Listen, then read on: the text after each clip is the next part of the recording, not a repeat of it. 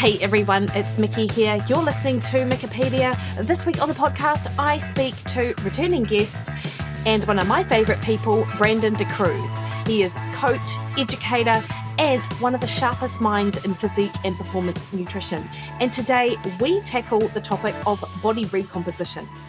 While many people think of body recomp purely as losing fat and gaining muscle at the same time, Brandon breaks down the 3 different forms it can take and why the common claim that you cannot build muscle and lose fat simultaneously is based on an overly simplistic view of calories in, calories out. We also dive into why women may actually be better positioned for recomp than many people assume. God, that's good news, isn't it? The physiology behind this and what Brandon sees in practice with his clients. So we unpack the nutrition and training fundamentals that need to be in place, including the protein intake, progressive training, and the common mistakes that stop women from seeing meaningful changes in body composition. And I have to say, guys, if you are one of the many people that I speak to that are doing the things and not seeing the results, this is an episode that you don't want to miss. Now, Brandon is probably one of the most requested and most repeated guests on Wikipedia. So I'd be so surprised if you didn't know who he was. But for those of you unfamiliar, Brandon DaCruz is an online nutrition and physique coach, accredited nutritionist, functional nutrition and metabolism specialist, and health and fitness educator with over 16 years of coaching experience.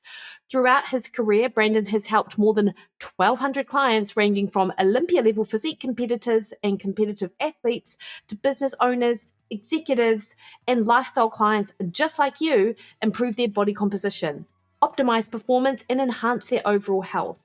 His coaching philosophy is rooted in an evidence-informed approach that combines the best available research with real-world coaching experience, gained from working directly with clients in the trenches for over a decade and a half. 16 years, I believe, at this point. Brandon has featured in many leading industry publications, including Men's Fitness Magazine, Muscular Development, Bodybuilding.com, and the Alan Aragon Research Review, where he served as a contributing author.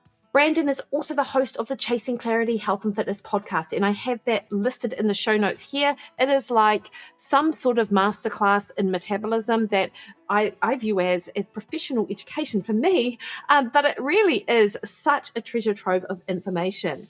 It is a show ranked in the top 5% of all podcasts on Spotify, which is quite a feat given the thousands of podcasts out there. Through both solo episodes and conversations with many of the industry's leading researchers and educators, the podcast aims to bridge the gap between complexity and clarity in health, fitness, nutrition, and physique development. Each episode is designed to empower listeners through education and provide the tools needed to make informed decisions about their health and physique goals. So if you're new to Brandon and you love what he has to say, honestly, this is like your lucky day, because there are hundreds of episodes of Chasing Clarity that you can go back and listen and learn from Brandon. But you get that opportunity today on Wikipedia. So quite an introduction, as deserved. Before we crack on into the interview, though, I would like to remind you that the best way to support this podcast is to hit the subscribe button on your favorite podcast listening platform. That increases the visibility of Wikipedia and amongst literally thousands of other podcasts out there. So more people get to hear from the guests that I have on the show, such as Brandon DaCruz. All right, guys, enjoy this conversation. Yeah, and is it one podcast or is it going to be split into 2? So I actually did a 2-parter with Eric. We spoke about different concepts that I've touched on in the past, but I really wanted to dig into deeper. And I really value Eric's, first of all, intellectual integrity, and then also the fact that I can bounce ideas off of him. I think a lot of times in our industry, there's somewhat of people in these different silos. So you have the evidence-based scene, a lot of researchers and people that are academics, and then you have other people on the other side that are coaches and practitioners, and they don't really speak well. They speak at each other. But Eric can understand where I'm coming from a coaching perspective. I can bounce ideas off him. Obviously, I understand the research, not to the same degree that he does when it comes to stats and really like the deep analytical, like meta-regressions and stuff. That's Eric's wheelhouse. And he really does help me develop better critical thinking skills. But there's many times that we'll even be in email communication. There's a post I'm going to make soon about body recomp. I think there's been a misextrapolation of some of the data, and it's been presented poorly. But This is coming from a practical coaching perspective. I'm looking at the data. I'm doing mathematical calculations. I'm pulling up, Kevin Hall's physics equations and stuff. But that is not genuinely my expertise. So I did all the mathematics, I did everything, and I sent it to Eric, and he gave me the feedback on things that were correct, things that I needed to work on. So those are relationships that I truly value, because there are very few people. I don't want to. Maybe I should say the inverse. There are few people in my life that I can go to and that generally make me feel dumb. And most people would like shy away from that. I have a mentor personally that won't bring people on his podcast that are more intelligent than him, which I find to be a little bit of an oddity. It's because he wants to see him as the expert. By all means, do your thing. But I genuinely look for people that have a higher, probably raw IQ than I do, but it's a challenge to keep up with them. But I love that. I live for those interactions where I'm like, I need to bring my A game, because if not, I'm not going to hang. Yeah, and in fact, that really does speak to what you was talking about before, with the fact that you've never suffered from imposter syndrome. Whereas I feel like other people may feel intimidated by the idea of, to your point, like your mentor and stuff, like speaking to someone or having a conversation with someone if they feel just a little bit not inferior, but like they don't have that knowledge base that person does, which I am all for talking to smart people, which is why we're talking this morning, obviously. That's such a good point. I will tell you that many of the people I bring on my podcast, I engage with, even people like yourself. One thing I love about you, Mikki, so I want to give you your flowers. I don't know if we're recording yet, but I'm going to give them to you anyway. Is you have such great intellectual curiosity that you keep me on my toes. Like, the greatest example, look at that email interaction we had right before we got on the podcast. You said, I have a few questions on this topic. You sent me 30 questions. Like the depth at which you could think of things is something that I genuinely revel in, because it causes me to think outside the box first and foremost. But then it actually, at times when we have these conversations, I am in an audio fashion working through and walking through the things I do in practice each and every single day. And hopefully people out there can gather some value from what I'm able to dispel in terms of information, and really bridging that gap between scientific communication and then actual in the trenches coaching practice. Like, how do we really make an amalgamation of this? And so people like yourself, someone like Lyle McDonald, who I literally was just on a massive email chain with on some other data, people like Eric Helms, good friends that I feel blessed to have in my circle, because a lot of times, like I was mentioning off air to you, there's a lot of people that speak before they're ready. They want to put out the facade or the impression that they are experts and they have all this knowledge and they're super intelligent. And it's mostly to impress other people. I can't relate to that. And that's why I say, like, those individuals, I've spoken to them privately, whether it be at seminars or on Zoom consultations where they're hiring me for to walk through different things, different topics. They suffer from imposter syndrome behind the scenes. I will say that I don't suffer from that. It's not that I don't know. It's not that I think that I know everything, because that's not the case whatsoever. I'm always looking to dig in deeper. But I will tell you that if I'm not ready to talk about a topic, or I do not have well-formed opinions on them, I will pass on it, because I do not want to. I really do find that people look to me as a source of information and knowledge and credibility. And I would not ever take advantage of that by speaking outside of my lane or going outside of my scope or speaking on a topic that I'm not confident on. I think that we should share both what we have expertise in and then what we have experience in. And a lot of people are putting out the facade that they're either really scientifically literate and they're misextrapolating data, or they're acting like they're very good in the trenches coaches, but they have not a single transformation. They've never really worked with anyone. And I find that to be an insult to what I consider both an art and science of coaching and then scientific communication. And I think this is, and just so you know, we are recording. And I think this is one of the reasons why I love us having these conversations, because I know that because people can really trust your insights because they come from both that science perspective, because you do understand the literature and the things that we talk about. But also, of course, you've just got this, like you've got 20 years experience or 15 years experience, I cannot recall which, actually working with people. And I've come to you with a bunch of topics before and you're like, I'm not speaking on that. I don't know anything about that. I'm like, damn it. I thought if anyone was going to know a great example, about this. Our last interaction was lipedema or I may be mispronouncing that, but I just don't have, there's been people in your audience that have reached out to me and said, hey, do you know about this? Like, I suffer from this condition. And I'm just very honest and open. I say, listen, I would love to help you. I'm very good on the fat loss physiology perspective, on stubborn body fat, on mobilizing free fatty acids from beta, talking about beta adrenergic and alpha adrenergic receptors. I can go through that whole physiology, like the downstream cascades and all that stuff with you. But if you have a medical condition that inhibits that process, I'm just not the guy for you. If you're you want the body composition expert, someone that's really good with fat loss and muscle gain and body recomposition, I got you. But if you're in a very specific demographic that I've never worked with and I don't have experience with, I will never speak outside of my scope. So there's been people that have asked me, hey, they've thrown different hypotheses at me. And what they're really asking me to do is what I term theory crafting. What is your theory on this? But if I don't have well-established data, both in terms of actual reading the scientific literature, looking at the best available evidence, and then also testing it in practice myself and clients, and then gauging that response over time and collecting data, like even like the topic we're going to discuss today, the reason I came to this was because I had looked over so much data on my own clients. And then it was like, all right, you see this in practice, let me dig in further. Yeah. And often, in fact, isn't that the way? Like a lot of our experience actually leads where the research is in these areas. And of course, on that, we're talking about body recomposition. And I love this topic, Brandon, because I think for a long time before we started engaging and so this was probably maybe 5 years ago or so, I was under the impression that body recomposition was only something available to super newbies in terms of their experience in the gym and just dieting per se. Actually, I thought that was it. Actually, I didn't think it was going to be possible in someone who even had, 1 to 2 years experience. But of course, listening to you, you've really flipped that on my belief on its head. So I'm super excited to dive into this topic today. And the other thing I will say is I get so many people coming to me and they're like, I just want a body recomp, but they're not prepared to do what it takes to actually do it. A lot of people think they can body recomp with diet alone.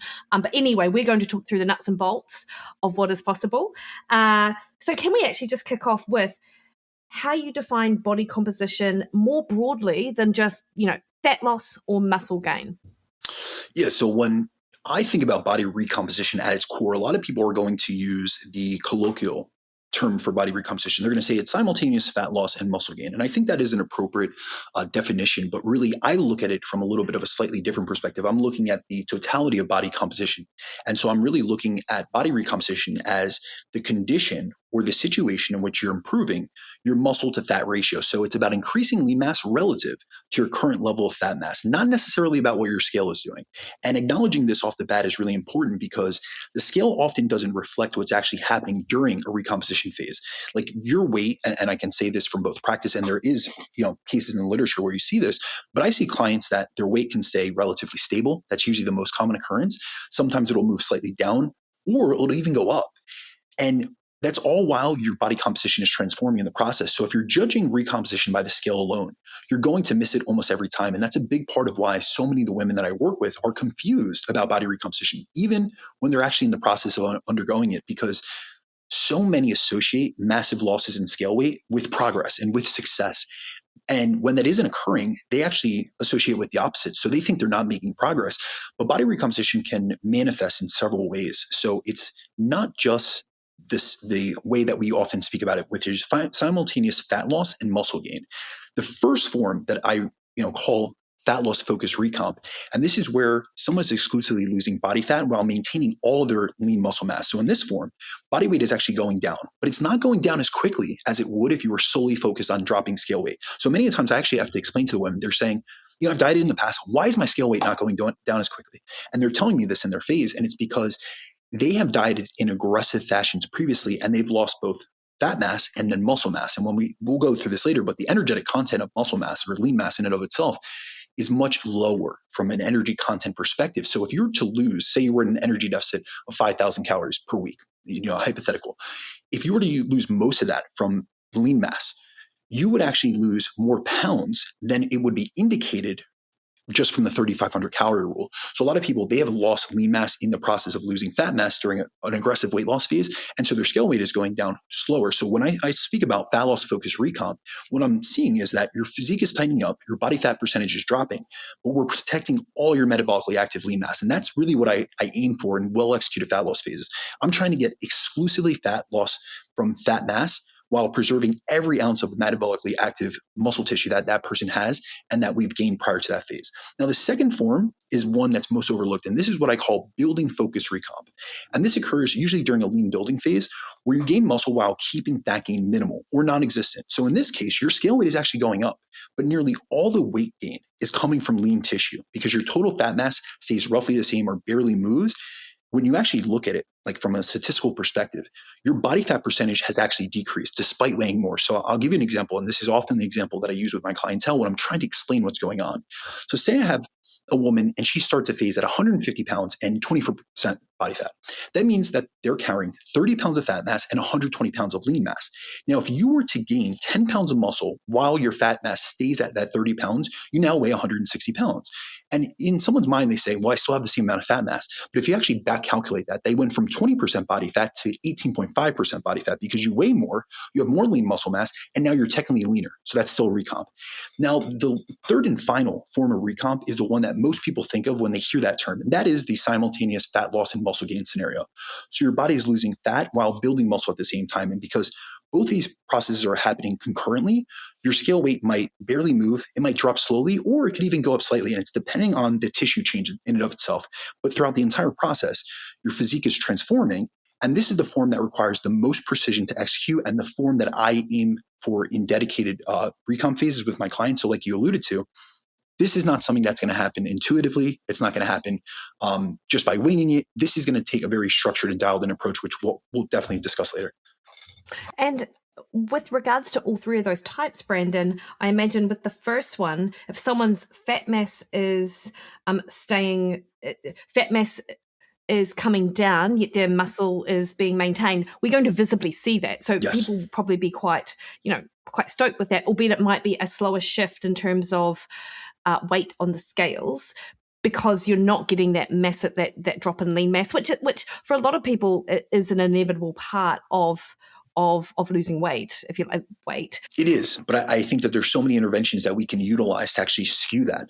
Even if we look at like the data on women losing, when we talk lean mass, that is really a combination of things. So we're talking about skeletal muscle tissue, we're talking about glycogen, we're talking about water content, we're talking about electrolytes. So if we really to break it down just from a skeletal muscle perspective, we have data that looks, and recent data at that looks at the muscle preservation effects in sexes. So it's dimorphic, sexual dimorphic differences. And so what they see, this is Hemsfields and colleagues, they found that women in caloric restriction only lost 10% of their body weight, of total weight loss from skeletal muscle tissue, while men lost 23%. So we're seeing a pretty massive discrepancy. Now, here's the thing. That was without proper protein intake and without adequate resistance training in there. So we can actually skew that. There's a great paper by Lehman and colleagues. It's a 2005 paper, I believe. And it's like this stair-step approach, essentially. So he looked at like the food guide pyramid at that time, their nutritional recommendations, which was high carb, low protein, essentially. It's like 0.8. It's the old guidelines, essentially. So they looked at that. Then they looked at compared to a 1.6 grams per kilogram of protein per day. And both of those were non-exercise conditions. Then what they did was they did a third condition, and it was 1.6 grams of protein per kilogram per day plus resistance training. And what they found was it actually was essentially like a linear response in terms of the more vectors or the more variables that we stacked the deck on, the more lean mass was preserved. So I believe in the case of the women, this was a female trial. This was women between 40 and 56. I believe in the initial, it's a 2005 paper. It's a great one to look at. It's almost like the stair-step approach. If you just look at the food guide pyramid, a high carb, low protein diet without exercise during caloric restriction, they lost between 33 to 35%. If I'm remembering correctly, I looked at this paper a long time ago, but the numbers really stick out to me.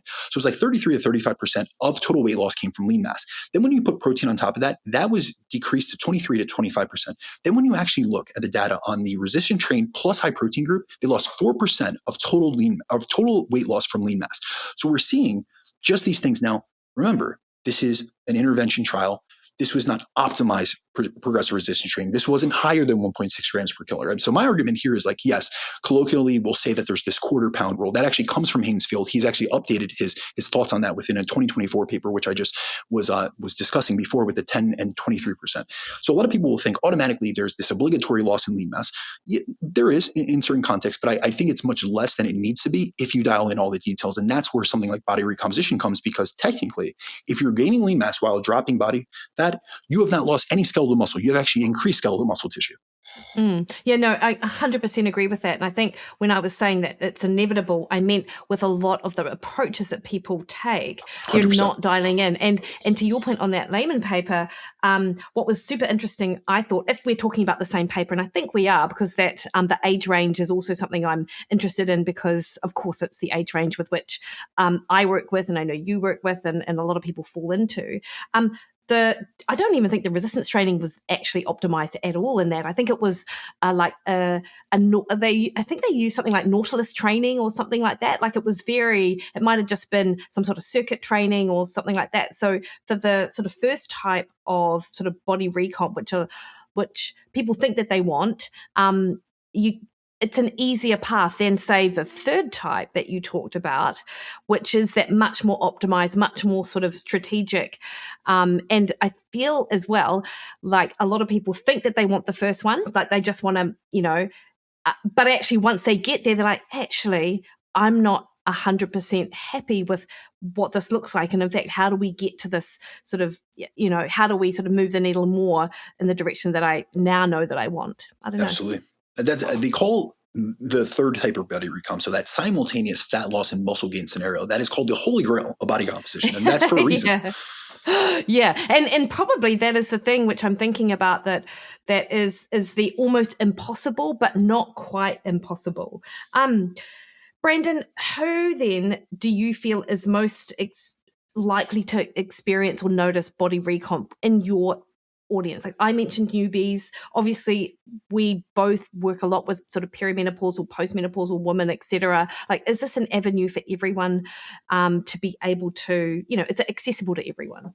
If you had asked me this 5 to 7 years ago, my opinion would have been completely different. I would have much agreed with you in terms of newbies. So people that are, training is a novel stimulus. We know that they're going to have a newbie gain. So even without nutritional intervention, they're gaining muscle. Oftentimes they're losing body fat, or their fat mass is staying the same. They're technically recomping. Secondarily, we could talk about those that have excess adiposity, because essentially you have an energy depot to pull from to drive that fat loss and also to fuel the muscle gain process.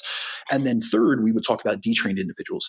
Now, I look at detraining differently than I did previously, and that comes from a lot of experience in the trenches and then looking at additional data. When I used to speak about detraining, and I'll describe it or define it in the way that most people do. It's an excessive period of time away from the gym. You got an injury, you got surgery, you were in bed rest. That is how a lot of times the scientific community refers to as detraining. However, detraining also occurs in many people in different chapters of their life. So they don't train as frequently. They're not dialed in as much. They're not, really dialing in the vectors of nutrition, training, stress, sleep, things of that sort. So what I really try to get across now, and I've seen this in my own practice, I've seen high-level bodybuilders recomp. And the reason that they've been able to do so is because they were technically detrained as compared to their peak physique. So essentially, they're in a state where they can undergo that muscle memory phenomenon. So maybe they're not gaining excessive amount of muscle over their previous peak, but we have to think about it in the context like this. I think the best way I had this described, I had a conversation with Eric Helms one time about this, and he told me, do you understand, have you ever looked into elite sprinters? They are not running. So say that we're talking about Usain Bolt and he runs, I don't remember the exact figure, but say 9.6. He didn't run 9.6 the entire season. There was times, and he's a very advanced trainee, there was times he was running 10 flat, and there was times he was running 9.8, and then he peaked to a 9.6. You're not always in your peak state. And the same thing can be said about physique athletes, or even people that are just recreational trainees or physique enthusiasts. They're not always at their maximum. So I can tell you personally, there's been experiences in my own life where I have went an extended period of time where I'm still training, but I'm not locked in. I'm not dialed in. I am too preoccupied with my client work. I'm answering emails in the middle of gym sessions. I'm doing things that break a lot of my cardinal rules.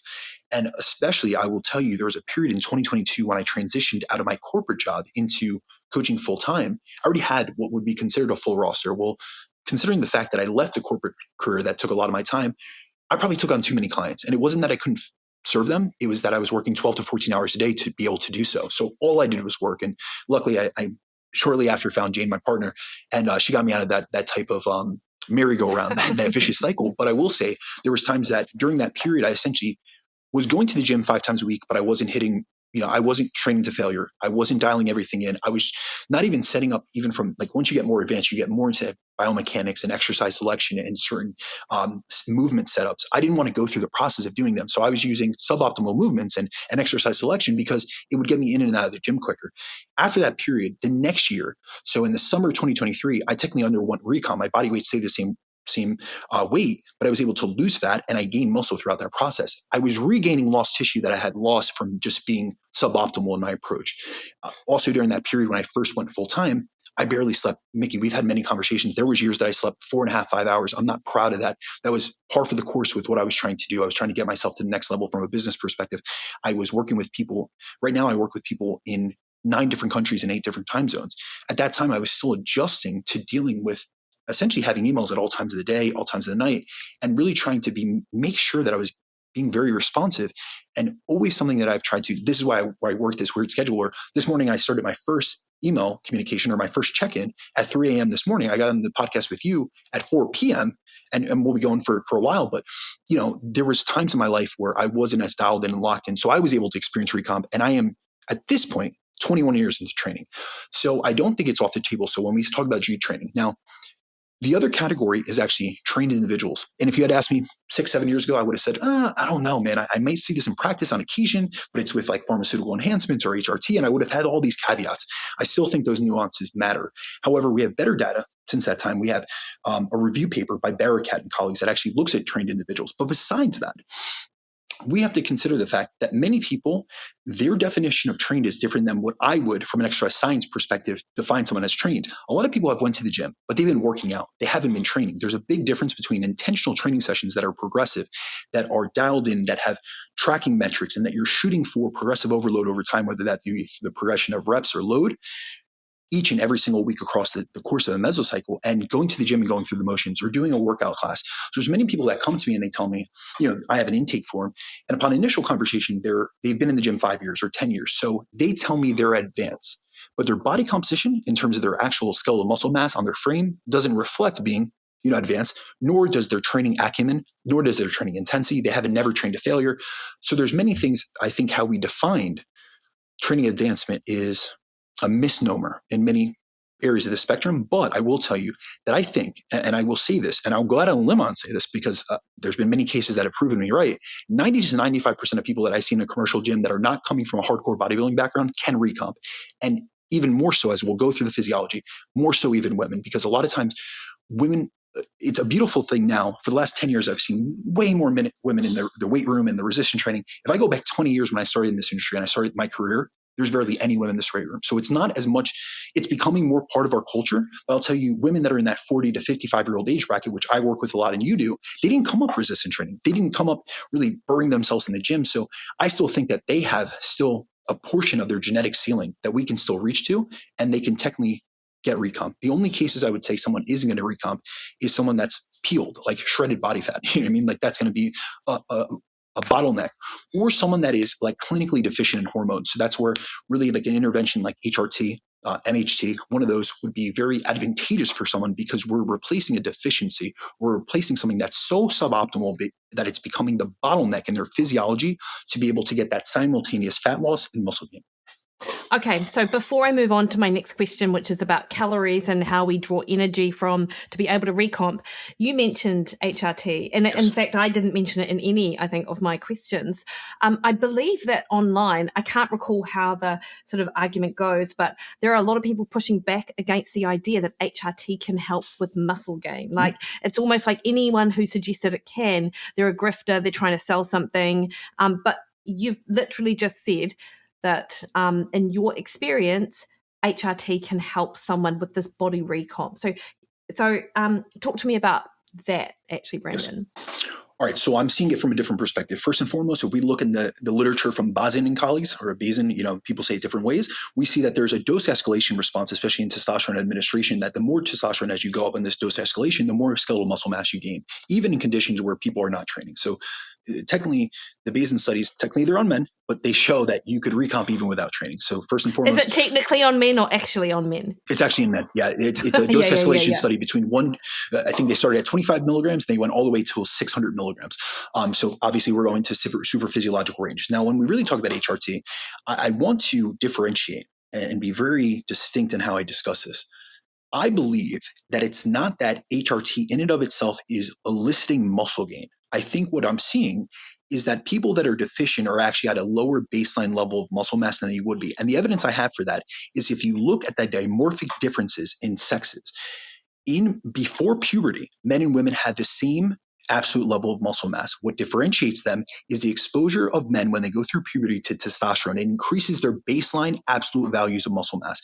And that is the big differentiation in essentially teenage years, where we see even with teenage athletes, men and women, men start, kind of advancing in terms of strength, in terms of lean mass accretion. Then if we go back and look at the data on actual relative changes in muscle mass, there's two great papers. I actually had one of the lead researchers, the primary investigator, Martin Ruffalo, on my podcast, Chasing Clarity, last year. He did a great meta-analysis looking at the sexual difference or the sex differences in muscle mass changes and strength. And they actually found that there's the same relative potential and the same relative increases in muscle mass and strength between men and women. We just can't do that on an absolute value because men are starting at a larger baseline. So say, for instance, we go through an interventional trial for 12 weeks and both groups gain 10% of their total skeletal muscle. We look at a cross-sectional area analysis through muscle biopsy. We see 10% increase. Well, say we were doing it in absolute pounds and men had 150 pounds of skeletal muscle tissue and women had 100. Well, that 10% on a man is going to be 15 pounds increase, where it's going to be 10 pounds on a woman. But when we actually back calculate that and look at it from a skeletal muscle, like a frame perspective, women are often shorter, smaller stature. So technically they're gaining what looks to be the same amount of muscle. So I really think about HRT as optimizing the variables.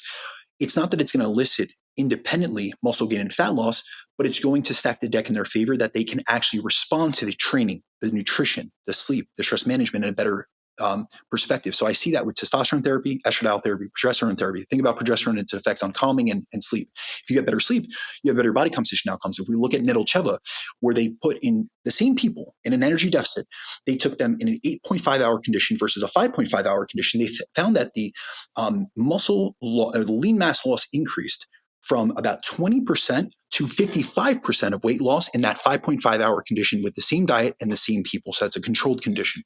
Now, say we use progesterone and that helps improve sleep. Now they're going to have better recovery capacity, better strength performance outcomes, a better ability to push themselves in the gym. Then we look at other interventions. And I'll say this from my own perspective as someone that has hypothyroidism. It's not that getting on thyroid replacement therapy made me lose more fat. It's that it put my physiology in a better condition to respond to the energy deficit and not suffer from downregulations in my basal metabolic rate and total daily energy expenditure from two components. Obviously, thyroid hormone, especially T3, the metabolically active form, docks the receptors. There's a thyroid receptor in every gland of the body. And that also plays a role in skeletal muscle accretion. It plays a role in muscle protein synthesis, but it also plays a role in fatty acid oxidation. So by having very low T3 levels when I was in a hypothyroid condition, it was essentially hindering my ability to lose fat, to oxidize fat, and then also lowering my BMR. But it also had subsequent decreases or downstream ramifications on my total daily energy expenditure, because anyone that has frank hypothyroidism will tell you you have very low energy, you have tons of fatigue, you have brain fog. So how much was I moving during that time? So it's not that going to a replacement dose of thyroid caused me to burn more fat or caused my energy expenditure to go to this super physiological level. It just put me at a level playing field with other people. And that's what I see in practice. It's not that independently taking people that have every single thing dialed in and looking at two different intervention groups, we just put the HRT and it magically becomes a panacea that spikes muscle gain and fat loss. It's that it puts your physiology in a better condition to respond to the same variables that will drive body recomposition. No, I love that. And in fact, a lot of that is stuff that I knew, except that whole fat oxidation thing. That is super interesting. So people with low T3, that has implications for ability just to burn fat, which is different, of course, from losing weight. But just even that metabolic state is, I think that's super interesting. Absolutely. Okay, Brandon. So I want to come back to your comment on the on body fat levels, actually, and the role that they play in someone's ability to body recomp, and I've heard Holly Baxter talk about this actually before, that she has clients that, once they're above a certain body fat percentage, and she works, I believe, I think with men, but predominantly women as well. Like when you've got a woman above, say, 28% body fat, she's pretty confident that, she doesn't need to put them in a calorie surplus in order for them to build muscle, because they can use the energy that they've already got stored. And I think that you just said the same thing. And this is something which people, I do believe, sort of misunderstand around building muscle, that it takes a surplus. So can we talk about that calories in, calories out, and the role that that plays in body recomp? Absolutely. I find that many people, especially in our space, have what I would consider a myopic view of muscle growth and fat loss, and they base it off of the energy balance model. So many claim that you cannot build muscle and lose fat at the same time. And the reason this gets claimed like so repeatedly is often because it comes down to an oversimplified application of calories in, calories out, which treats body change, like body weight change, so what you're seeing on the scale, and body composition change as if they're the same thing. But they're not, and that's a fundamental misunderstanding. Energy balanced, and this is really how I explain to my clients, to be honest with you. I always say your calories will determine what your body weight change is. So it's going to determine whether your body weight is going up or it's going down, as that is controlled whether you're in a surplus or a deficit. But your state of energy balance doesn't tell us whether that weight change is going to be made up from like a body composition standpoint. It's not going to tell you if you're gaining muscle, if you're gaining fat, or if you're losing muscle, or if you're losing fat. So when someone says this term, a lot of times I hear this, you can't gain muscle and lose fat at the same time. You need to be like in a surplus for one and a deficit for the other. What they're really doing is they're grouping two different physiological processes into one single variable. And this is an example of someone creating a simple story based on a half-truth. But it shows that they don't really understand muscle growth and fat loss on a mechanistic and physiological level. And I told you I would do this. We're going to go down the rabbit hole a little bit, Mikki, because I really do think that it's important for people to understand the actual energetic values of different tissues. And this is where like the error in this energy balance model perspective, where you apply it to everything, it becomes really clear. So a kilogram of body fat contains roughly 9,400 calories of metabolizable energy, whereas a kilogram of lean mass contains roughly around, it's like 1815, but we can say 1,800 calories of metabolizable energy. So when you compare the two, you compare fat mass and its energy content, and you compare lean mass and its energy content, fat mass has about 5 times the energy density, or the calorie content, of lean mass per kilogram. And that 5 times difference is why gaining muscle in a deficit is possible. That 5 times difference is essentially like the underlying mathematical reason why we can recomp. Because what this means in practice is that body weight change and body composition change are not the same thing. And I'll give you an example to try to illustrate this to the audience, because I know that sometimes when you hear these numbers and you're not actually like, writing it down or really looking at it in a graph, it doesn't land. And so let's say I have a client who loses 1 kilogram of fat mass and gains 2 kilograms of lean mass over the course of a recomp phase. Their body weight has technically gone up by a kilogram on the scale. And 99% of fitness pros on the Instagram are going to say that they're in a surplus. But if we actually calculate what's happening from a cumulative energy perspective, so we go back to the energy balance model, we start doing the mathematical equations, this person has lost roughly 9,400 calories worth of fat, but they've gained 3,600 calories worth of lean mass. So that's a cumulative energy deficit of around 5,800 calories. So in other words, this person gained lean mass and technically gained weight while being in a caloric deficit. The scale weight went up, but they were actually in a deficit the entire time. And this is where holding on to a simple version of calories in, calories out doesn't hold up, because if you believe that gaining weight required a surplus, this scenario wouldn't be possible. But it does happen regularly when the training stimulus is strong enough to drive muscle growth, even when total energy intake is below maintenance. And this is also why it's important to have like a deeper understanding of physiology, especially when it comes to fat loss and muscle gain, as they're technically governed by 2 different mechanisms. A lot of times we look at things, and we have biases. So I'll tell you personally, I have a nutrition bias perspective. I started as a nutritionist. That's my background. So I'm looking at things from a biochemical perspective, but I also spent so much time in exercise science and so much time training in hypertrophy that I understand the mechanism of hypertrophy. But if you only look at it from one view, if you have just the calorie intake perspective, you'll look at everything from an energy perspective. Or if you're someone that's more from the exercise science world, you're going to look at everything from a molecular standpoint. So what are the mechanisms that are driving these adaptations? Well, if we look at it, we pull it apart and we decide we're going to take both stances. We're going to go the energetic perspective, and we're also going to go the mechanistic perspective, or the molecular perspective. Well, fat loss is an energy dependent process. It's primarily driven by being in a deficit and in a state of negative energy balance, because that puts your body in a state where it needs to mobilize stored fuel, and preferentially from body fat, to meet its energy demands. However, On the other hand, muscle growth is a signaling dependent process that is primarily driven by mechanical tension from progressive resistance training first, and then secondarily by sufficient dietary protein to support muscle protein synthesis. And really, all you need to do is create a state of positive net protein balance where your muscle protein synthesis levels exceed muscle protein breakdown. Now, can you do that from an energy perspective? Yes, you can put yourself at maintenance. However, you can also do so through high dietary protein, or even more so, the greatest and most robust stimulator of muscle protein synthesis is that mechanical tension stimulus, aka resistance training. So when you have someone in a slight energy deficit who's training hard and eating sufficient protein, the body is able to use stored fat to meet its energy demands, while the training stimulus and that dietary protein are signaling the body to build and retain tissue. And that is why the simultaneous loss in body fat and gain in lean mass is possible.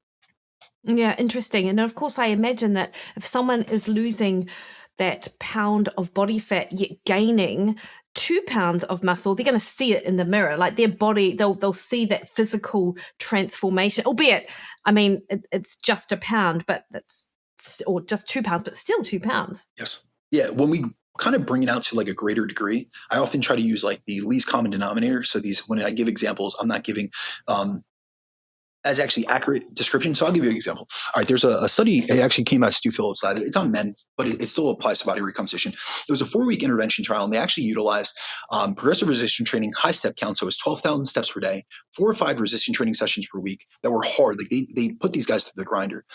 They had HIIT training, and they also coupled. It's a study by Longman and colleagues, and they either looked at 2.4 grams of protein per kilogram per day versus 1.2. Well, in the condition that was the elevated protein, so 2.4. So we can look at that. That's around 1.1 grams per kilogram if you're looking at like the metric system or like how we do it in the US. They actually lost 10 pounds of body fat and gained somewhere in the realm of 3 to 4 pounds of lean mass. Now, there's many people that are going to say, that's not possible. Well, it's done through a 4-compartment model. So it's actually one of the most valid abilities to test. So we're looking at DEXA, we're looking at BI, like they pulled everything from a compartmental perspective. So really when it comes to body recomposition, that is like the greatest evidence. Now that occurred in 4 weeks. There's an argument whether they were untrained or not, because apparently they had previous training experience, but based on how you define untrained, sometimes the actual inclusion criteria is only 6 months without resistance training. So really what I think in my case, and this is kind of like the evidence I think of, this is more like a performer trained, then we're detrained, and then recomped. But it shows that there can be significant, we're talking, imagine someone loses 10 pounds of body fat and gains 3 to 4 pounds of lean mass. That is significant. They've changed the entire way that their physique looks, their shape, their structure. You could see how tight their physique is leaner, more muscular, more defined. That's significant degree of body recomp. Now, I will say in more advanced trainees, I would say that's possible over much longer time scales. So instead of 4 weeks, we're looking at 16 to 24. I wonder if you can recall the deficit they were in, Brandon. 40% deficit, aggressive deficit at that. Okay, that's pretty pretty still aggressive. Recomp, still gain that. So say that we had brought that a little bit lower. Like I'll give you a better example. Have you come across the brand new Recomp study by Vargas Molina? Tell me about it and I'll tell you if I have. Absolutely. All right. So there was a study, I believe it was just published in April, and it was by Vargas Molina and colleagues. And that research group, or that researcher, has done a lot of the like ketogenic versus mixed diet studies on muscle gain. It was a 10-week randomized control trial, and they used resistance trained individuals. Now they put both groups on a 4-day per week moderate volume upper lower training split, but they divided the intervention groups into 2 groups. So one group was eating at their maintenance calories, and one group was eating in a 250 calorie deficit. So very conservative deficit. I believe that based on their calculations and their estimation equations, it was a 10% deficit. So we're talking much more conservative than that 40% deficit. And both groups followed a high protein diet where they consumed 2.5 grams of protein per kilogram per day. Now the deficit group that was in the 250 calorie deficit, they lost almost 3 kilograms of fat mass and gained over 1 kilogram of fat-free mass. So they achieved body recomp. But even the ISO group, which was that maintenance calorie group, they lost 1.41, I believe, kilograms of fat mass and gained right around a kilogram of fat-free mass. So they lost less fat than the deficit group, which is what you would expect. They were at maintenance, so they were technically in a higher state of energy balance. But they also were able to gain nearly the same amount of muscle. So really what we see, and what's very interesting, the reason I brought this paper up is because Alan Aragon is one of the lead researchers on this, and he made a post about this. But also, if you look in the conclusion, essentially what they said was that body recomposition seems to occur independently of a strict energy balance model. And that is in certain conditions. And that's what they described was the conditions need to be when protein intake is sufficiently elevated and resistance training volume is progressively increased. So this is kind of like great evidence for what I've been saying for years, honestly. But what I'm saying in this podcast, which is that energy balance governs our body weight, but our training stimulus, our protein intake, and then our lifestyle and how dialed in we are what govern our body composition, especially from a lean mass and fat mass perspective. Okay. And Brandon, I really want to get into the detail, the nuts and bolts of in practice and in theory, like what is required for body recomp in terms of diet plus exercise. And obviously people know resistance training, people know protein, but I would like to get into the specifics. But before we do that, I've heard you say before on multiple podcasts, and you may have even said it when we're talking today, that women have a greater propensity to be able to achieve body recomp compared to men. And I'd just love you to detail why that is before we get into and how actually to achieve it part. Yeah, absolutely. So this is something that I actually came across in practice. I was really pulling apart my nutritional periodization program. I was essentially trying to refine it with clients. And I started going through a lot of my client data, and I was looking over progress photos and body composition assessments. I was looking at training logs. I was looking at scale weight trends and biofeedback.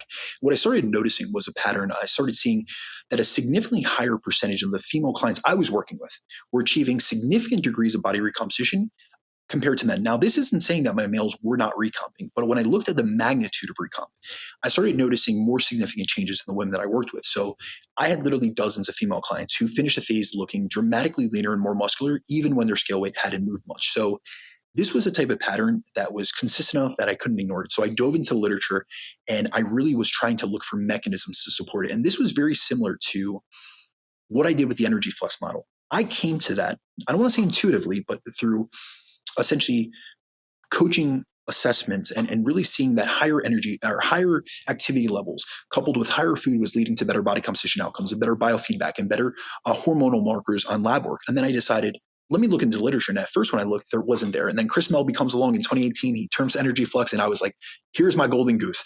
Well, the same thing really happened with this body recomposition. It really pushed me, and I'll tell you a little bit obsessively, to go down the rabbit hole. And really what I found is there's a few distinct characteristics that I've identified. And when you stack them together, this is what I call the perfect storm for body recomposition. And it applies specifically to women. So the first is that women have higher average body fat levels. So women carry on average 8 to 10% more body fat than men as part of normal female physiology. So in the context of recomp, that's actually an advantage. It's a physiological advantage because body fat represents stored energy. So when a woman is put in a slight deficit, her body has more endogenous fuel available to support both the fat loss and muscle building process. The second physiological advantage is that women have greater lean mass sparing during dieting, meaning women lose less lean mass during a calorie deficit than men do, even, especially when we add in like an optimized training and protein intake, but that even happens outside of that. So a lot of the trials are just on weight loss trials, and they're only looking independently at the effective diet. Now, we'll go through some evidence later. I actually pulled a bunch of contest prep studies, and I saw that same effect happens even at lower body fat percentages. So when we look at that and we dial in their nutrition, their training, it becomes even more enhanced. They have a better propensity to recomp. The other one is estrogen has protective effects. Let's think about the dominance. The female dominant hormone is estradiol, whereas the male dominant hormone is testosterone. They both have their benefits. However, I found that in the literature that estrogen does three things that directly support recomp. First of all, it's anti-catabolic, meaning it's going to reduce muscle protein breakdown, which is technically going to improve net protein balance. A lot of times we only focus on the stimulation perspective, only muscle protein synthesis. But if you can lower that net breakdown, or you can lower breakdown, you can improve net protein balance. It also reduces muscle damage and supports recovery, which means women can train more consistently with higher quality. And then from a nutrient partitioning perspective, it improves insulin sensitivity, which means carbohydrates can be more likely to be directly pushed towards muscle glycogen storage rather than adipose tissue. Then the fourth and final difference comes down to differences in substrate oxidation between men and women. Women are more oxidative, meaning they rely more heavily on fat metabolism as a fuel source during exercise, and they spare glycogen better. Now, that's what a lot of people, when we think about substrate utilization, we always think carbs and fats. Well, what often gets overlooked, especially in the context of a deficit, is leucine oxidation and looking at essentially gluconeogenesis and also tapping into amino acids for energy. Well, women do that less. So they go through less protein oxidation, which means that they have more dietary protein available for stimulating muscle protein synthesis rather than being oxidized for fuel. And even if you look at the studies, it's very interesting. There's a trial by Leah and colleagues. It's a 1999 study, and they look at the difference between leucine oxidation in starvation conditions between obese and lean individuals. And they find that lean individuals tend to increase leucine oxidation by 2 to 3 times more than those with obesity or excess body fat. Now, here's the thing. All those trials are in men.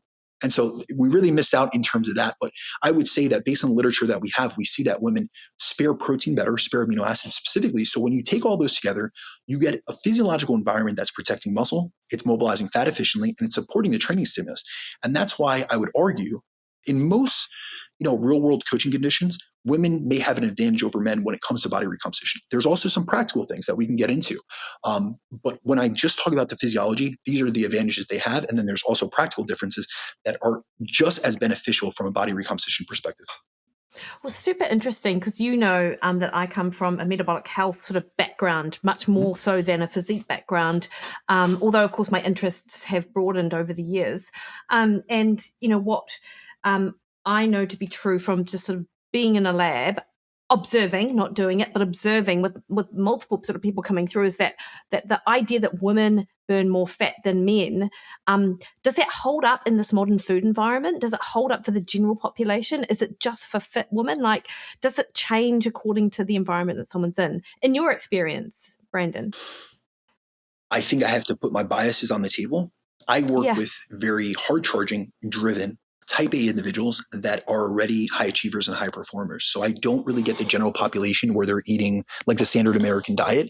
So I think that a lot of times when I look at the literature, I am looking in certain populations because I'm looking for studies that best represent and fit the population that I work with. So a lot of times when it comes to metabolic health stuff, I understand the literature on a broad perspective. For instance, a 2022 trial looked at the data in industrialized countries, specifically the US, and found that 93.2% of Americans have some degree of metabolic dysfunction categorized by the metabolic syndrome criteria. I sent you a study a long time ago, or actually a few months ago, and it was by Phil Maffetone, and he found that 91% of adults are overfat, which is essentially defined by having excessive body fat to impair metabolic health. But can I say that I've seen an impairment in fatty acid oxidation or fat use in the women I work with? No, but I also am not working with the general population. Yeah, super interesting, isn't it? And in fact, the other question that comes to mind, of course, and this may be more relevant to your population and maybe to people listening to this as well. Like we often hear about cortisol, and cortisol changes fuel substrate use. And so if type A individuals that are hard charging and they're going at it in the gym, at work, at home, etc., is that going to impair their ability to burn fat? This is a bit of a tangent, but I'm curious as to how you feel about that.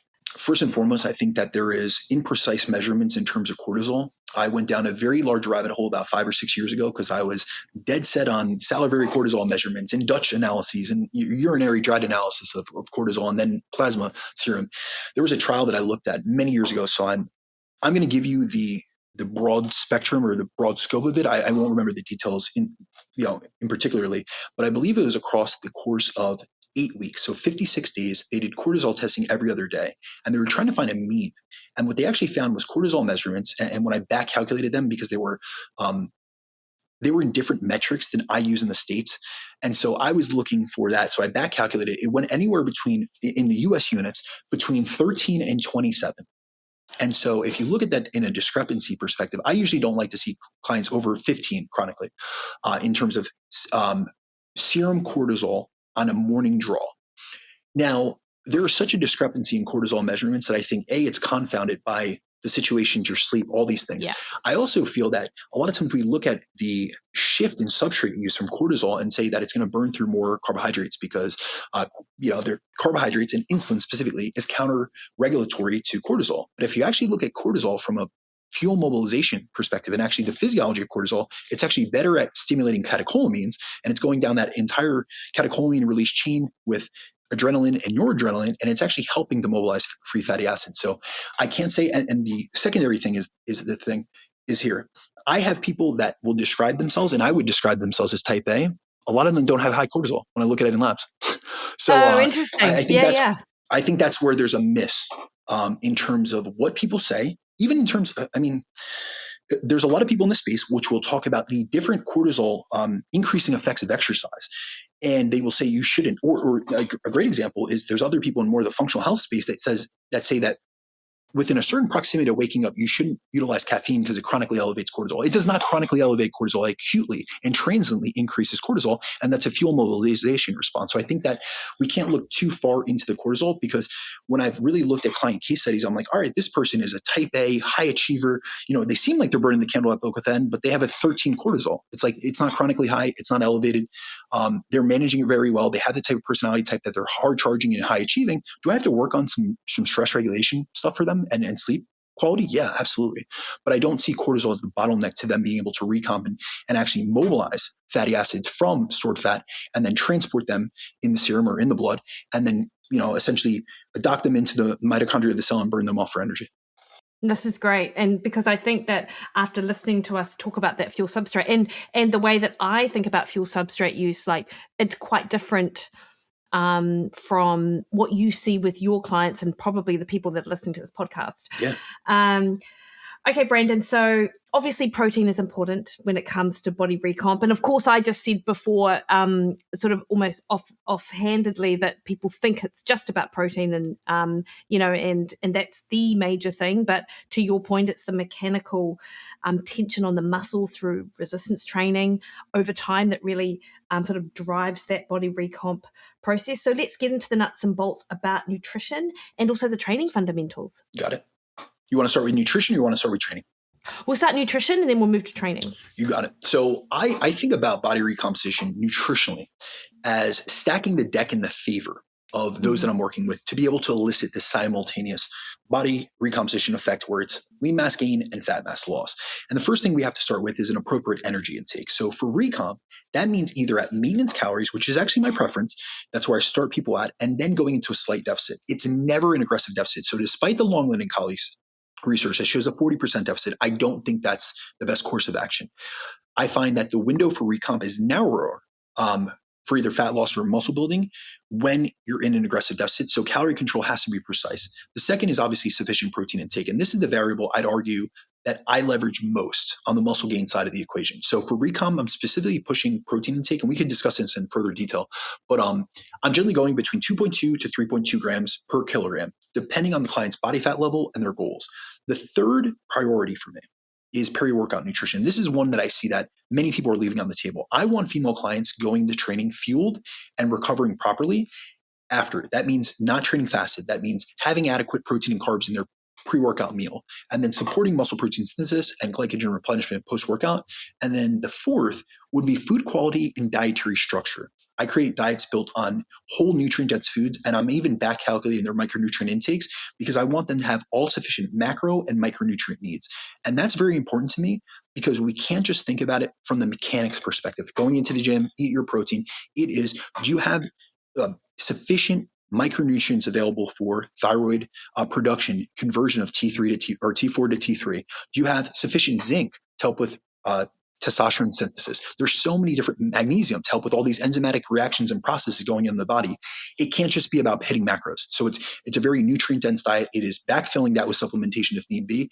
And it's also anchored to a consistent meal structure that supports adherence for the length of recomp, because this is not a 6-week phase. This isn't a 8-week shortcut. I generally am doing this 16 to 24 weeks because we have to think the time course of these adaptations. Muscle gain is a much slower process than fat loss. To be able to achieve both simultaneously, we need enough runway. Yeah, no, that makes perfect sense. So a couple of things. You mentioned protein load and 2.2 to 3.2, I think that you said, per kilogram body weight. Is that per kilogram body weight actually, or is that percentage, is it lean body mass that you work on? Yeah, so both. All right, so let me describe. I do this on this tier system, and this comes from an amalgamation between my own coaching experience, a lot of conversation with Lyle McDonald and his rapid fat loss, and then also more recent literature that we have. So what I do is I try to tier this and how I'm going to try to explain what the algorithm in my brain is going on, which can be a little bit convoluted, but I essentially see it as a tier. So I'm looking at body fat level and goals, and I utilize body fat as the proxy for lean mass. So I'm estimating, unless I have like a DEXA measurement, their body fat, and then I'm back calculating their lean mass. And then I also modify that based on their age, their training history. And then also another thing I really take into consideration is dieting history, because I have a lot of women that come to me that come from a chronic dieting lifestyle. So I have to take into consideration that they've actually perhaps lost lean mass in the past, or they're kind of like at a reduced baseline when they come to me. So I'll say this, female clients, if they're at moderate body fat levels, and I don't want to define that because it's more so on a look, they're going to go into recomp phase with they have fat to lose. And so I can typically program protein a little bit lower. It's still not low though. So it's going to be 2.2 to 2.5 grams per kilogram of body weight. So that's going to come out to like 1 to 1.1 grams per pound.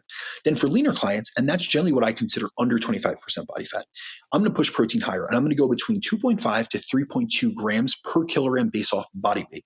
That would scale up even more if I did fat-free mass, but it's even going to go into like the fours, to be honest with you, if it's fat-free mass.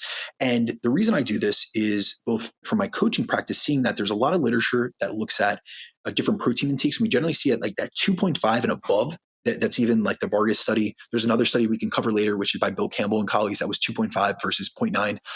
It just keeps centering on this 2.5, but I've actually seen benefits even going higher. And that's based off like the Jose Antonio data that looks at both men and women. But I also had this reinforced. So I was already doing this in practice, but then there was a meta-regression published by Martin Ruffalo, but also Trexler and Helms is on the paper. So I've spoken in person with Helms on this systematic review and meta-regression. And they showed a stronger dose-response relationship between protein intake and lean mass changes in leaner individuals. So the leaner you are, the less stored energy you have to draw from, and the more critical protein becomes for protecting muscle and supporting growth. So that's kind of how I frame it. Now there's some other considerations that I take into. So for one, there's age. I have a lot of women that fall between 40 and 55, and it's not that that's old by any means, but I really do find that some of them are in suboptimal habits, especially around like actual protein dosing per meal. So I'm really trying to get up into the higher protein range in terms of totality, but also making sure they have like 40 grams per meal. And so I'm really trying to get multiple stimulations of muscle protein synthesis. If I have women above that and they're starting to suffer from anabolic resistance, which there's some debate on that now, if anabolic resistance is from a lack of stimulus, a lack of activity, or if it's really from dietary protein, but I'm going to stack the deck in all these favors. So I look at all this literature. And so I'm going to use higher protein doses. I will say for training status, I work with a lot of people that are intermediate to advanced trainees, and they're technically at the upper edge of their genetic ceiling. So I'm leveraging every single vector I can, and they're getting high protein because I find that to be more advantageous. And then dieting history, this is the one I think that gets underappreciated the most. And so with female clients that I have with a long history of chronic underfueling and restrictive dieting, I'm actually pushing protein intake higher because we're working against a body that's been chronically undersupplied with the building blocks for muscle growth. And then I find that the body needs more protein to rebuild than it would to maintain. So a lot of times in this process, I'm trying to rebuild tissue that they may have lost through aggressive dieting practices in the past, and then get them above their previous baseline. No, that makes perfect sense. And I guess just a few comments on that. First is, you're speaking to, and I speak to women who, and men, but women particularly, who sort of fall outside of the population that Stu Phillips, for example, may be speaking of when he is saying you just need 1.6 grams per kg body weight. It appeared that he didn't even look at that meta-regression that you sort of talked about. I think he's probably addressed that, but with a trained population who are very dialed in, really focused on recomp per se, you do need a higher protein intake. The next comment that I will make is, I get so many people who push back on high protein. They're like, how on earth does someone get in 3 grams per kg body weight per day or 4 grams? Like if I'm thinking about myself, if I was to, because I'm on the leaner side, yes, and let's say I wanted to like build muscle and whatnot, which isn't out of the realms of possibility. 4 grams of protein per kg body weight would have me. No, that's not body weight. 200. That's fat-free mass. So when we mass, actually yes. rescale it, if you look at the data by Trexler and Helms, it's Trexler, Helms, and Ruffalo. It is going to be like in that range when you want to maximize 2.5 to 3.2 grams. Now, I think when they actually did it according to fat-free mass indices, and that was a back calculation they did based off the body fat percentage estimates, I want to say it went all the way up until 4.2. But remember, now we're not taking total body weight, we're taking total fat-free mass. So it's different. That's why I'd rather just go off body weight, because everyone in this industry really refers to. So 1.6, like Stu Phillips says, that was the ceiling. That's based off a Morgan meta-regression that he did. technically that study does not have exclusion criteria, but if you look at the inclusion criteria, part of it is you cannot be in energy deficit. None of these trials, none of these participants. Every single study of that, I think it was 59 trials, they were all at maintenance or in a surplus. That's not applicable to deficit conditions. Secondarily, when he made the graphs of the actual meta-regression. Now, I did a full podcast on the meta-regression from Ruffalo, and then I also went to a presentation with Helms, and I saw the presentation, but I also spoke with him privately about this at that time. So this was last year. I have not a photographic memory, but I remember charts and stuff like that off the top of my head, and really like the actual graphs that he utilized just didn't make sense because there was truly a linear dose response. You did not see an asymptote to it. And I think how he used it on AI, it just misapplied the plot. So it did look like there was essentially a stagnation or a plateauing. And so if you look, he's pulled that post down completely. So no one in this audience can actually look at it. But I think it was just, he should have just stuck to at maintenance or building conditions or surplus conditions, because that's what the data he was using. If we look at stuff like the Morton 2018, the Nunes, the Tagawa papers. All right, they support that. This does not. And we have other literature that reinforces it. Yeah. Okay. No, that makes perfect sense. And then, of course, with regards to if we're basing it on lean mass versus body weight, then that obviously downscales the amount of protein to well below 200, which I was like, oh my goodness, I don't know that I could get there. One thing though, actually, and this again is a bit of a tangent, I meet women, and I'm not sure if you do as well, Brandon, who really do have their protein absolutely dialed in. Mm-hmm. They are very lean. They are not building muscle. And in fact, it's this fear of carbohydrate that means that they're absolutely totally fine to have they're tiny women who will eat 180 grams of protein and, I don't know, 60 grams of carbohydrate, and they're not wanting to go near carbohydrate because they've got a fear of it. Now, you and I will have a different audience. Like, I've come from that low carb space. I've evolved how I feel about it, but not to the point where someone is, where I'm working with people who have the amount of carbs that you would prescribe, but that's fine. But certainly I've definitely evolved. And I have a hard job trying to get these women to actually reduce their protein to enable them to actually have more carbohydrate. Yeah, I'm going to say that I have encountered that over the years. I think that I have done so much work on speaking about carbohydrates and the benefits, and especially because I work with a population that really is interested in muscle gain and fat loss. And I often dispel the myths of insulin and carbohydrates blocking or hindering the lipolysis process. Yes, mechanistically, insulin is going to raise, it's going to lower fatty acid oxidation. However, that's in a vacuum. Really, when it comes down to it, if we look calorie per calorie, the energy expenditure effects of carbohydrates, or even in overfeeding trials, they're less adipogenic, meaning they're less likely to be stored as body fat first and foremost. Even in overfeeding trials, I'm trying to think of the actual paper, a Horton paper, and there's also a Lambert paper. It's actually in women where they overfeed them on carbohydrates versus overfeeding them on fat. The net deposition from de novo lipogenesis, so essentially the creation of new fats from, or triglycerides, new triglycerides from carbohydrates, was 2 to 3%, even in 500 to 600 grams per day carbohydrate overfeeding conditions. That is not a worry.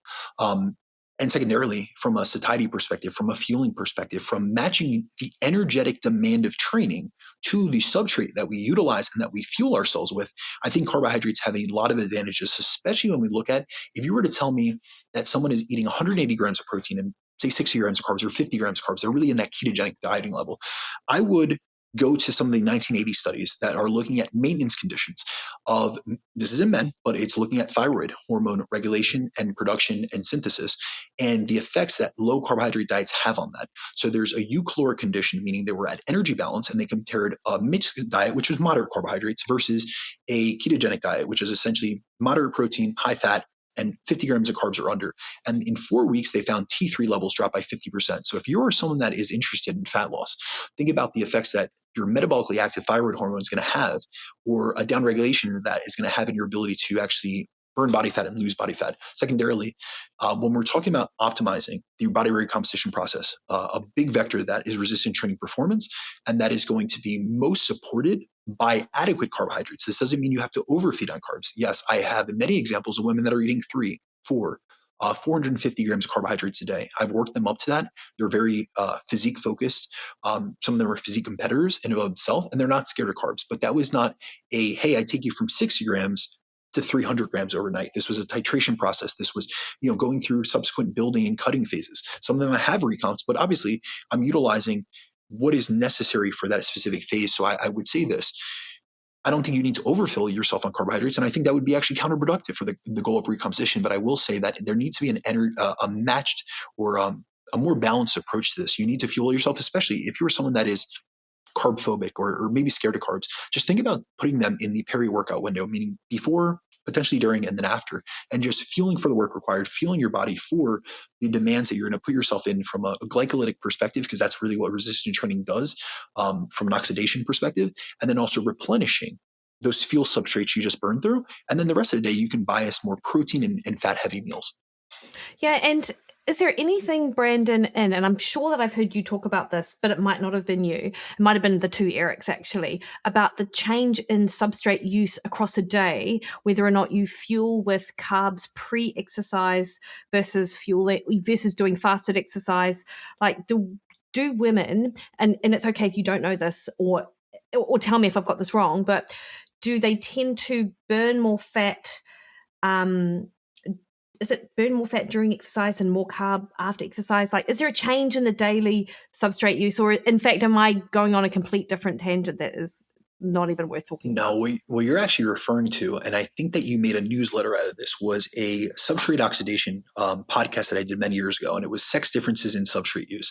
But it isn't actually based on the substrate or the fuel that you use prior to training. It's actually looking at sex differences in substrate utilization, both during exercise, both aerobic and resistance training exercise. So the example here is, the best example to give you is in fasted exercise. So generally fasted exercise is, it's a fasted condition first and foremost. And so it's going to rely off fatty acid oxidation. Insulin's low, so it's going to increase your ability to mobilize free fatty acids and burn them in the serum or burn them in the blood.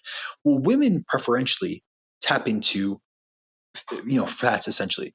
And so they're going to burn through more fatty acids than men are going to. Men are a little bit more glycolytic during exercise. So when we look at it, what you burn during exercise, you burn the opposite outside of exercise. So the best example here is if you actually look at the fasted cardio literature, you can look at Brad Schoenfeld has a study on this.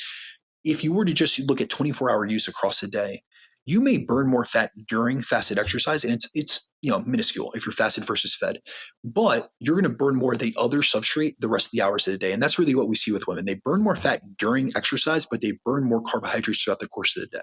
So it actually switches, whereas men will burn more carbohydrates during exercise. And we're talking, I don't want to make this sound in grand, like the grand scheme of thing, like this is massive differences. It's almost like when you look at type 1 versus type 2 muscle fibers, we're talking in the area of like 5%. And people, many people in this industry will say, well, women are slow twitch dominant. They're type 1 dominant, fiber dominant. And that's why they have to train for type 2. And it's like, dude, if you actually look at the literature on this, first of all, it's a crapshoot. Second of all, even on untrained individuals, we're talking about a 5% discrepancy where women have like 48% of type 2 muscle fibers and 52% of, type 1 or slow twitch muscle fibers. And men have like 47% of type 1 muscle fibers and 53%.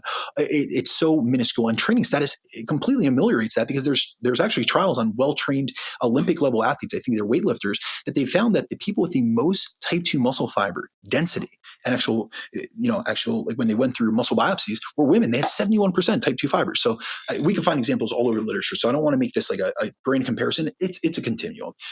What you burn during exercise, you're generally going to burn the opposite outside of exercise. I don't think that those substrate use, even that literature, would be applicable for their nutritional interventions, because then we would have to get into like the menstrual cycle syncing and like what fuel use change across like your luteal phase versus your follicular phase. And none of that stuff comes out in the literature to make any speck of a difference. That is what we call a TWAD, time wasted on useless detail. I came across that acronym in your email this morning for the very first time. I hope you use that in the future. Well, I will. And I will say it is hilarious that you remembered an email that I wrote. And this goes to show how different we are. Like, I will forget this conversation about 2 minutes after we have it. Not because I haven't enjoyed it, but my brain does not retain the same information. Okay. Thank you, Brandon. We have got like 13 minutes left until we absolutely have a hard stop. And I really need to talk to you about the training aspect of it, actually. Because, I was thinking about this morning whilst I was in the gym, and I did have some fuel before going into the gym, because it was in my mind. I just want to have just a little something in the tank before I do it.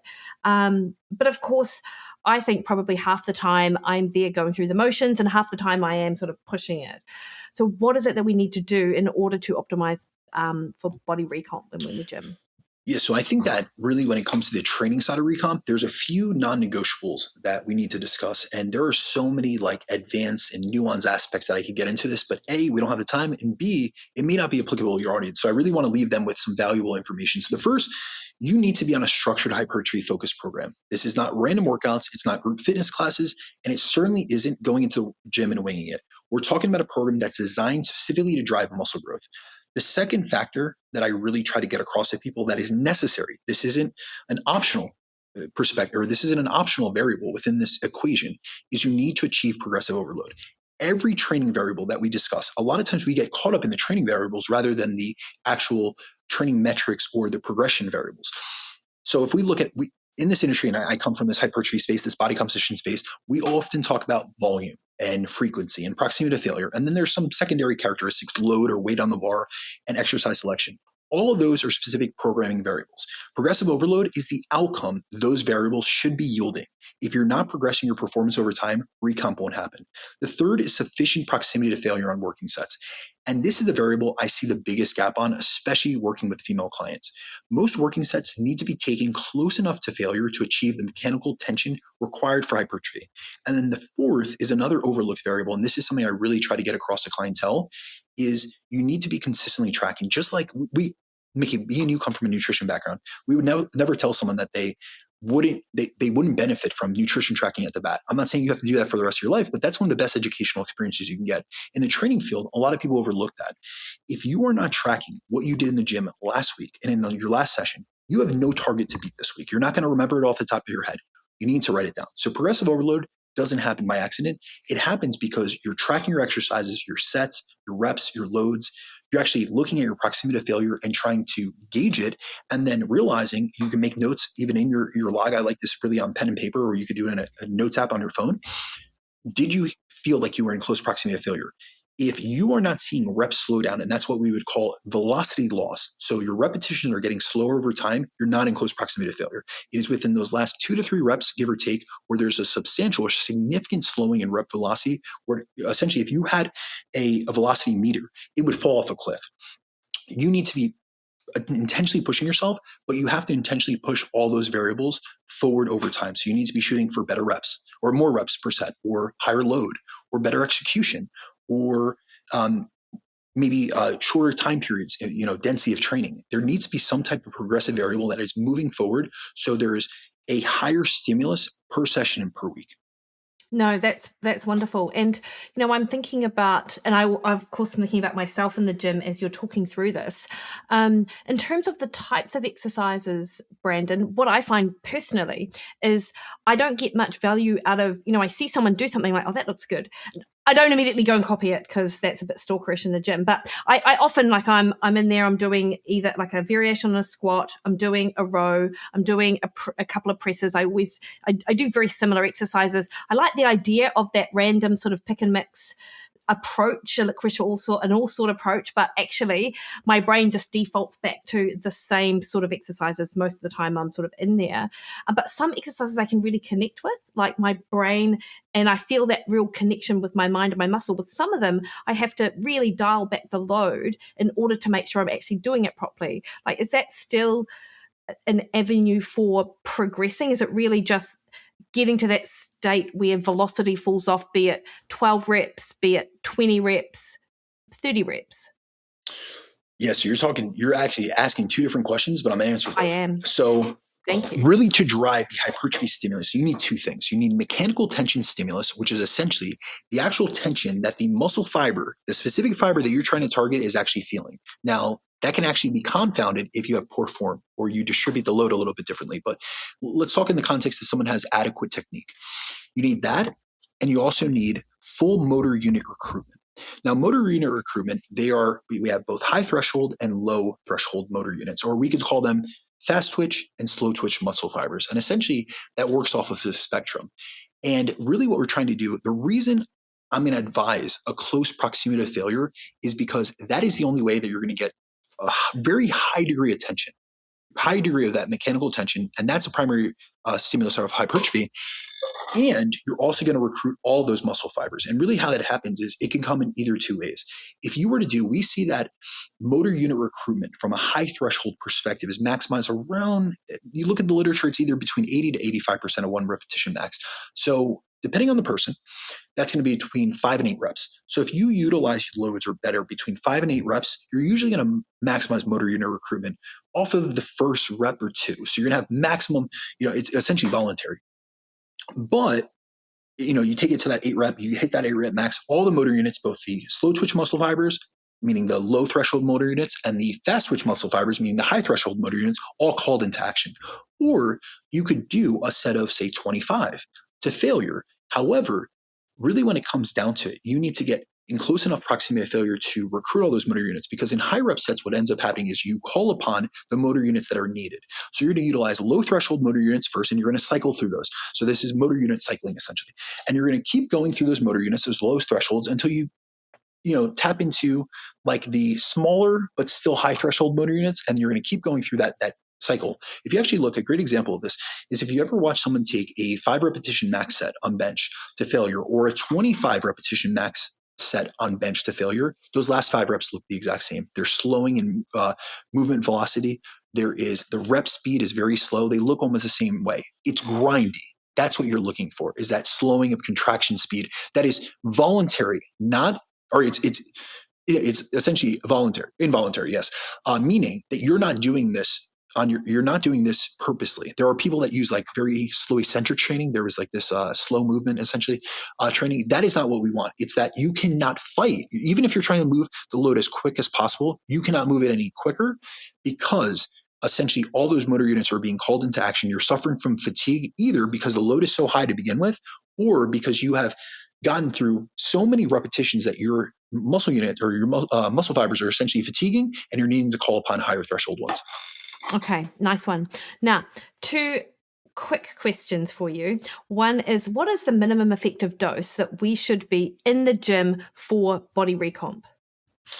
Yeah, so I'm just going to be realistic with you. What I see in practice, and the literature would reinforce some of this, would be I have clients trained 4 to 5 times per week, depending on that client's lifestyle and recovery capacity. And then what I'm doing is, that is not a bro split. I mean, they're not hitting body parts 1 time per week. What I'm doing is hitting muscle groups 2 to 3 times per week, so that I can distribute volume more effectively and create a more frequent growth stimulus, as compared to that once per week protocol. Then when it comes down to, I'll hit on this because you just actually mentioned this. Really, when I look at working sets, I'm looking at them falling between like the 6 to 20 rep range for most hypertrophy work, and the bulk of their work is going to be between 8 to 15 reps. And then loads are going to get adjusted to maintain that proximity to failure target. And progression is going to happen by either adding reps in a target range or adding load. Now, one thing that's very difficult to ascertain, and I'm just going to tell you my experience, there is some literature behind this, is how many sets. Everyone wants to know that. That is very based on the individual. But what I see, and this is specific to my female clients, is that they often respond well to slightly higher training volumes than the men that I work with do.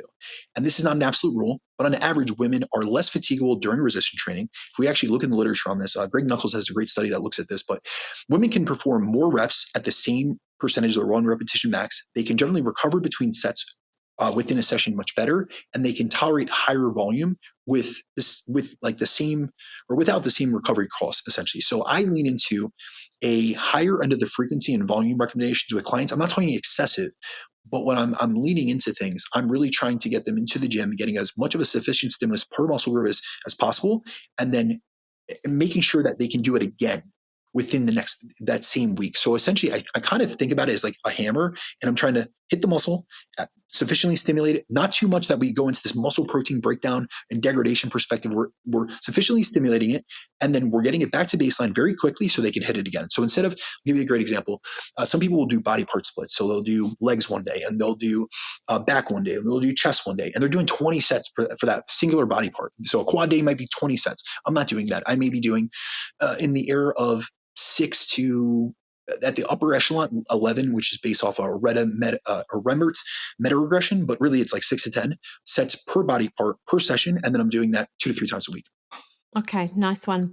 And then if you can, in 3 minutes, tell us, where does cardio fit into all of this, and steps? Like Yes. I imagine in terms of minimizing fat gain, give us your debrief. Yeah, so cardio, I look at as a supportive tool, but it's not the primary driver, and it's definitely not something that I want pulling significantly away from that resistance training stimulus. So how I think about it is the job of cardio during your recomp phase is to support your total daily energy expenditure, which is going to help with fat loss. It's going to help with appetite regulation. As we know, with higher levels of movement, essentially, there's a coupling between energy intake and energy expenditure, especially from an appetite perspective. It's going to help with insulin sensitivity and nutrient partitioning. It's going to help with digestion, but it's also going to support cardiovascular health. And that's its role. That's its role.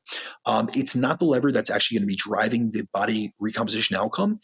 That lever is going to be resistance training plus that nutritional structure that we discussed previously. So what I typically do with my female clients during a recomp phase is I first start with daily step targets. That's the first fundamental I want them to work on, generally between that 10 to 12,000 step per day range.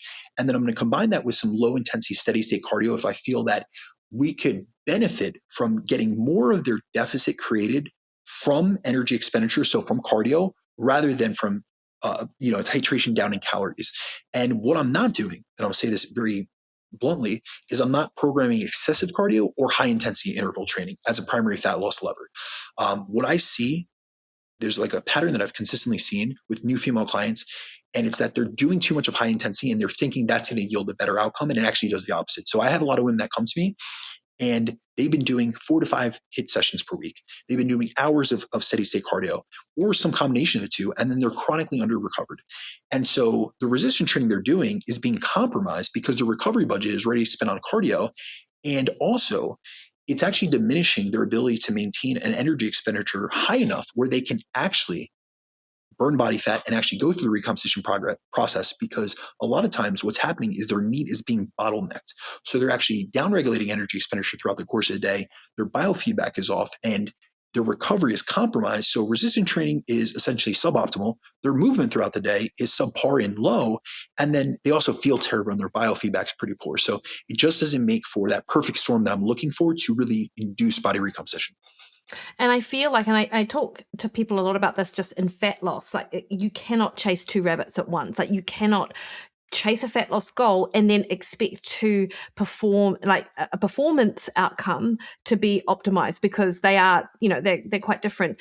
And to your point, like the likes of an endurance person cannot focus on training and building an endurance and expect to get the most that they can from a body recomp perspective as well. 100%. I'll give you an example real quick. I have a client currently that is a triathlete. And this is someone I worked with many years ago. He was not into triathlons. And so initially he was a body composition client.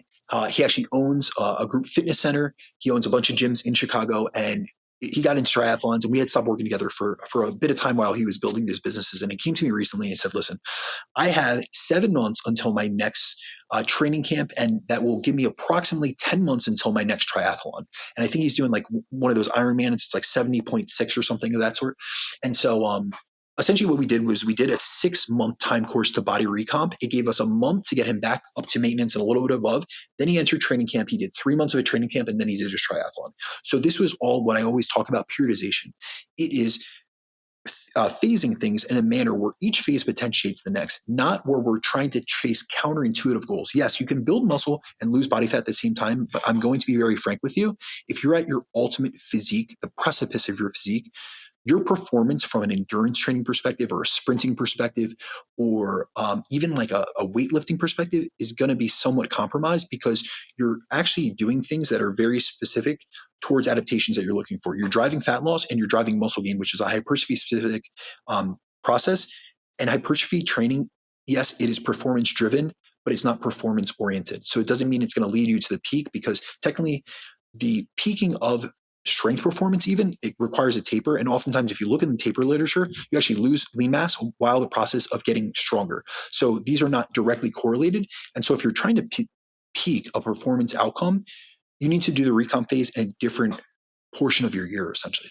Yeah, no, that makes sense to me as well. And I do not have time. I've got to run to my osteo appointment, but I would love to dive into that further.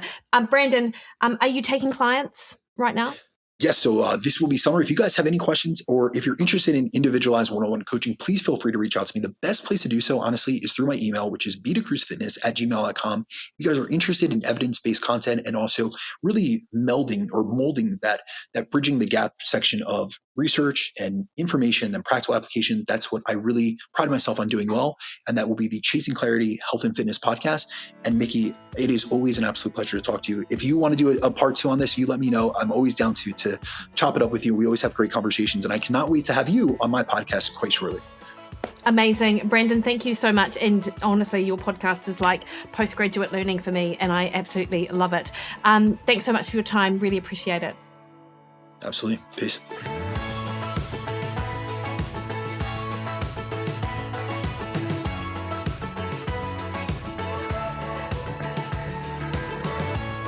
Alrighty, hopefully you enjoyed that. I just love talking to Brandon, as you know, and have been a guest on his show several times. So please check out Chasing Clarity, check out his website. He genuinely is open to taking inquiries. So absolutely, if you think he's a fit for you, jump on and email him. Links in the show notes. All right, guys, you have the best week. If you've got any questions for me, hop on over to Instagram, Threads and X at Mikki Williden, Facebook at Mikki Williden Nutrition, or head to my website, mikkywilliden.com, and sign up to the Accelerated program. That is on sale now, Wednesday, if you're listening to this now, right through till Sunday for us to kick off Monday, 13th of July. It is a 21-day reset.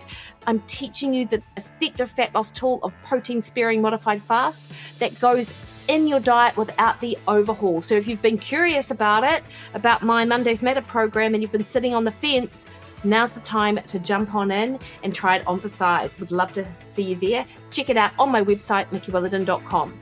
All right, guys, you have the best week. See you later.